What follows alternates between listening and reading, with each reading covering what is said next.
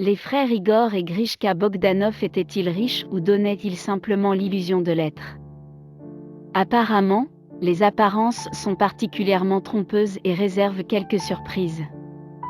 Si Igor et Grishka Bogdanov donnaient l'image de deux hommes très à l'aise financièrement, il semblerait que leur situation financière ne soit pas aussi florissante qu'il n'y paraît. Alors que les célèbres jumeaux nous ont quittés il y a quelques jours maintenant, on apprend que l'un d'entre eux vivait dans seulement 35 mètres carrés.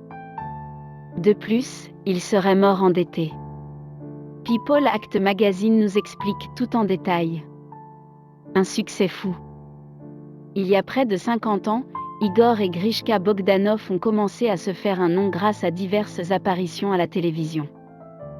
Les jumeaux étaient tour à tour animateurs et producteurs de plusieurs émissions scientifiques, dont la plus célèbre était en X.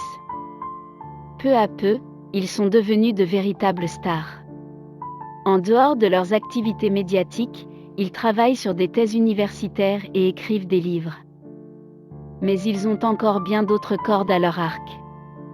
Igor et Grishka Bogdanov ont également participé au fil des ans à des émissions telles que Fort Boyard, Les Grosses Têtes et plus récemment Touche pas à mon poste. En résumé, on peut dire sans problème que les deux frères ont eu une carrière professionnelle très épanouissante. Une réussite qui aurait dû leur permettre de vivre de manière extrêmement confortable même si apparemment ce ne fut pas exactement le cas. Il faut également ajouter qu'ils ont été impliqués dans plusieurs affaires judiciaires liées à l'argent comme en 2014 avec une condamnation pour faux en écriture à la clé. 3 ans plus tard, les autorités judiciaires les mettent en examen dans une affaire d'escroquerie. Cependant, leur décès éteint la procédure et ils restent donc présumés innocents. Néanmoins, malgré toutes ces difficultés, Igor et Grishka Bogdanov ne semblaient pas être du genre à se contenter de peu pour vivre. Par conséquent, tous les moyens étaient bons. Ils n'hésitaient pas à accepter des apparitions publiques en échange d'une rémunération. Un sujet que nos confrères du magazine Lobs ont longuement traité dans un article qui permet d'y voir plus clair dans la façon de vivre des jumelles. En échange d'un peu de lumière ou de quelques billets, ils assuraient le spectacle des jumeaux ovnis au sourire immuable, parodie comprise. Selon la même source, Igor et Grishka Bogdanov avaient tout perdu. Disparu l'hélicoptère avec lequel Igor est arrivé à Chambord pour son mariage avec Amélie, Bourbon-Parme, sa 3e épouse, note de la rédaction. En ruine, le château dans le Gers qu'il avait acheté avec son frère. Vendu, le palais parisien en fait une petite maison hors du temps avec sa cheminée monumentale et ses tapisseries médiévales.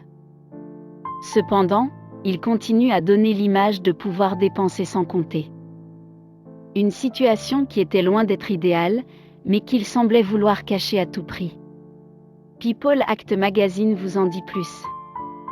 Si Igor et Grishka Bogdanov vivaient dans la capitale, ils ne disposaient pas de plusieurs centaines de mètres carrés.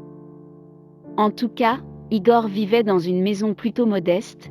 Contre toute évidence, Igor continuait à appeler « château » ces 35 mètres carrés, situés non loin de l'appartement de Grishka. Les Bogdanov ont toujours couru après l'argent. Une autre façon de dire qu'ils ont toujours dépensé plus qu'ils ne gagnaient, avec pour résultat final une dette perpétuelle. D'ailleurs, Raphaël Enthoven, qui les a très bien connus, confirme qu'ils n'avaient pas beaucoup d'argent. Ils n'en avaient pas, et encore moins, ils servaient à payer les dettes. Un avis visiblement partagé par un de leurs proches qui préfère rester anonyme, mais qui fait néanmoins des révélations particulièrement surprenantes. Selon cet ami, Igor et Grishka Bogdanov devaient d'importantes sommes d'argent à une multitude de personnes de leur entourage. Vous ne pouvez pas imaginer le nombre de personnes à qui ils doivent de l'argent parmi ceux qui pleurent leur mort et postent des photos d'eux sur les réseaux sociaux. Au final, on peut conclure que les 6 enfants d'Igor ne devraient pas hériter de grand-chose. Cependant, comme les deux frères nous ont habitués à garder le mystère sur leur véritable existence, une surprise n'est donc pas impossible. C'est pourquoi l'équipe de People Act Magazine suivra de près la situation et vous informera dès que possible de ce qui se passera ensuite. Même si cela semble peu probable, Un rebondissement ou un retournement de situation n'est pas à exclure avec Igor et Grishka Bogdanov. Même après leur disparition.